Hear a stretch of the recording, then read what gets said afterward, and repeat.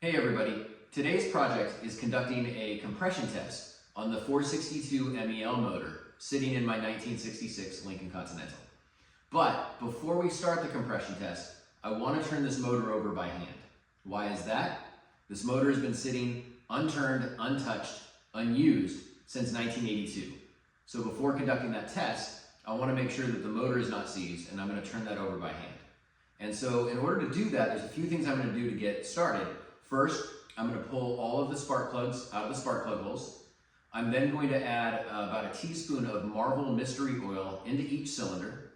And then I'm also going to be cutting off both fuel and spark going to the motor. Now, fuel is already cut off because I've already pulled the gas tank and fuel sending unit out of the car to have those restored. So I'm already set up there.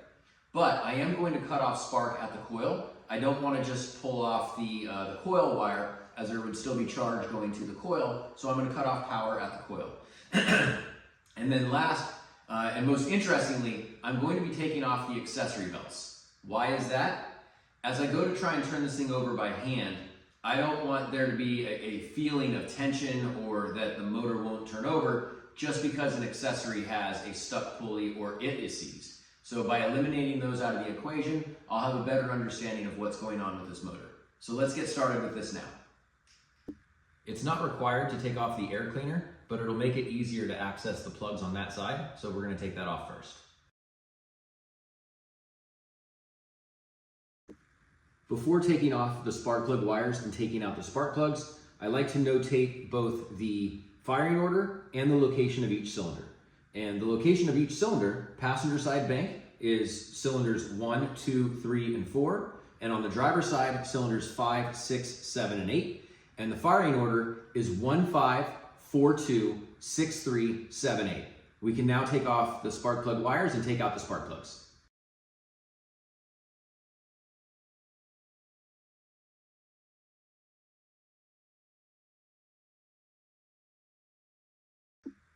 All right, spark plug wires are off, spark plugs are out. And so now I'm going to put just about a tablespoon of Marvel Mystery Oil into each of the 8 cylinders, using a very trusted turkey baster. So let's get that into the motor now.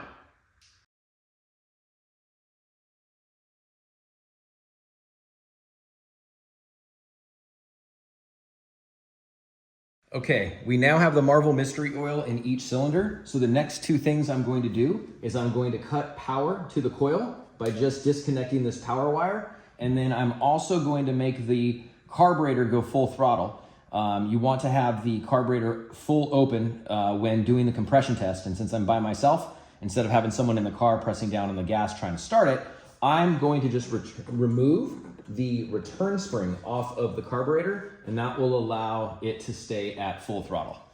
Next up is cutting off all of the belts. So there's going to be a belt for the smog pump, the AC, as well as the alternator, and I'm just going to cut those off now, given that they're 42 years old and they will be replaced.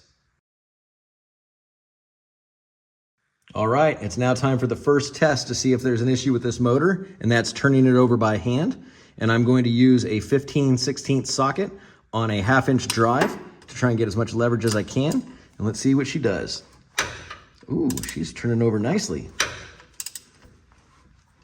Good news, this motor is not seized. So we can continue on. And the next step is to run the compression test. We are now ready for the compression test. And to do this test, I have 2 tools with me. The first of which is the compression tester, which utilizes the 18mm or M18 adapter to go into the spark plug hole of the heads.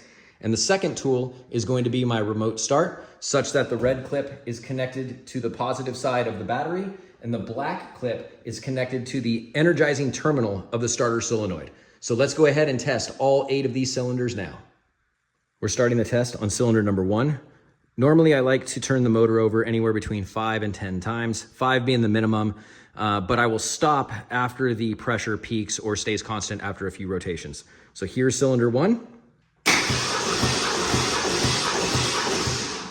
And that is right at 210. Now on to cylinder 2. Cylinder number 2. And that is right at about 220. Now cylinder 3. And that is right at 210. Next up is cylinder 4. And that is about 200. And now to the driver's side, where we're going to do cylinders 5 through 8, and here is cylinder 5.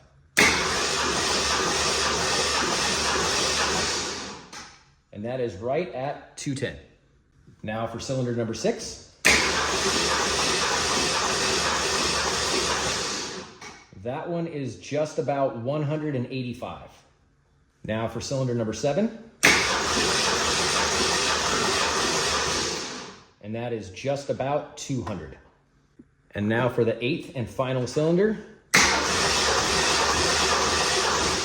And that is about just over 210. We'll call that 215. All right, that now completes the compression test, and the numbers look good. We're at 210, 220, 210, 200, 210, 185, 200, and 215. That means we're at a high of 220, a low of 185, which puts that variance at about 15 to 16%, which is acceptable, which means we do not have to pull this motor, and we can continue working on this thing, which the next couple of projects will be replacing the oil pump, as well as replacing the nylon gear in the timing set. Thanks, guys.